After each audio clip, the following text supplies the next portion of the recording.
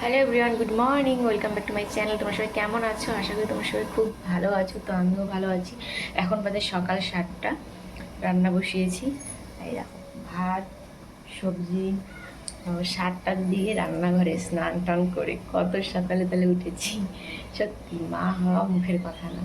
তারপরে বাচ্চাকে যখন স্কুলে দেওয়া হয়, বাবা ওই টাইমটা তো আরোই মানে বিশাল একটা ব্যাপার।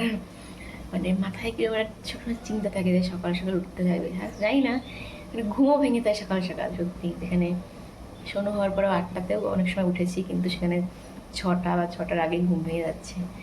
ভগবানই সব করিয়ে দেয় সত্যি। তো দেখো, আজকে হচ্ছে কি বার? মঙ্গলবার। ভাত বসিয়েছি, আর ওদিকে হচ্ছে সজনা, আলু, বেগুন আর ডালের বড়ি দিয়ে একটা চচ্চড়ি টাইপের বানাবো।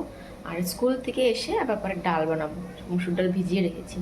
আর সোনু এখন স্নান করে পুজো করছে, মানে পুজো করবে, স্নান করতে গেছে। আগের দিনও সকালে স্নান করেনি, পুজো সেই দুপুরে হয়েছিল।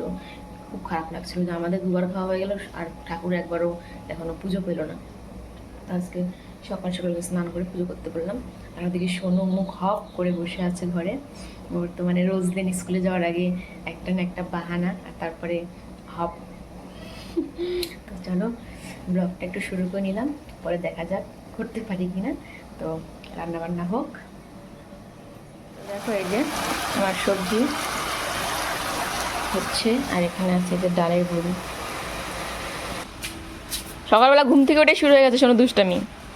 আজকে আবার মিস্ত্রি আসার কথা, ওই দেখতে পাচ্ছ ওই যে খুঁটিগুলো কাজ হবে বাড়িতে।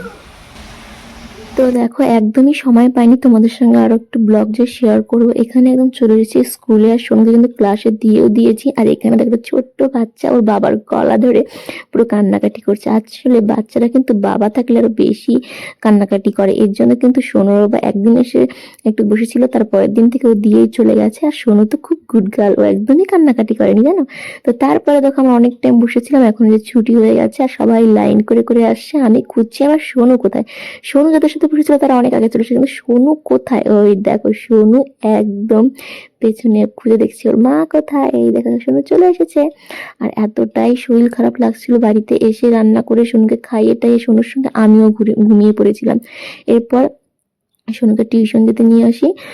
তারপরে হচ্ছে আর ব্লগটা শুট করাই হয়নি আসলে, মানে কি বলবো, শরীরটা একটু খারাপ খারাপ বলে মানে ভুলেই গেছি। তারপরে রাত্রেবেলা একটু এই একটা ছোট্ট জেসিপি এলো বাবার বাড়িতে, যেহেতু আমাদের বাড়িটা একদম ভাঙচুর করা হয়েছে আর কাজও শুরু হবে, এর জন্য জেনারেটরটা সরাতে হবে। এর আগে বড় জেসিপি এসেছিল কিন্তু বাড়িতে ঢোকেনি বলে আবার এই ছোটটা এলো। আর এখানে দেখো জেনারেটরটা উঠিয়ে ওই যেখানে ঠাকুর ঘরের পাশে জায়গাটা আছে সেখানে রাখছে। আর এপাশে একটা মেশিনও ছিল, ওটাও ওই সরিয়ে উপরে রাখবে। আসলে কারখানা হলে যা হয়, আমাদের বাড়িতে ঘর মানে ঘরের জিনিসপত্র কম, শুধু মেশিনেই ভর্তি। কারখানা মানেই শুধু মেশিন। আর এগুলো এখন সরিয়ে সরিয়ে একদিকটায় রাখছে, কারণ এই পাশটায় ঠিক কদিন পরে মানে খোঁড়া শুরু হবে, কাজ হবে, এর জন্যই আর কি। আর এখানে কিন্তু সোনুও বসে বসে দেখছে ওর একটা ছোট্ট দাদার সঙ্গে। আর এই সোনুর দাদাটা কিন্তু সোনুদের স্কুলেই পড়ে, ও হচ্ছে ক্লাস 2-তে পড়ে। আর এদিকে সোনু বসে বসে দেখছিল, আর আমিও আবার একটু পরে বাড়িতে চলে যাবো, বাড়িতে গিয়ে রান্না বান্না আছে। আর এই দেখো যে মেশিনগুলোকে উঠিয়ে উঠে ওখানটায় রাখছে। তো আজকে সারাটা দিন খুবই খারাপ গেছে, একদম শরীরটা মানে কি বলবো, মানে রেস্টই পাচ্ছে না কোনো এরকম হয়ে গেছে। মানে কবে যে সব ঠিকঠাক হবে, একটু মানে অভ্যাসে পরিণত হবে, তারপরে হয়তো এতটা খারাপ লাগবে না। এদিকে দেখো মা দেখাচ্ছে ভাইয়ের ব্যাগটা, তো এটা এতদিন জেনারেটরের পেছনে ছিল, ওটা আজকে মা পেলো, এখন ওটা যত্ন করে রেখে দেবে। আর দেখো বাড়িটা একদম ফাঁকা 8টা ফাঁকা বেজে গেল, লাগছে কিন্তু। আজকে এখনো বাড়ি যেতে পারলাম না।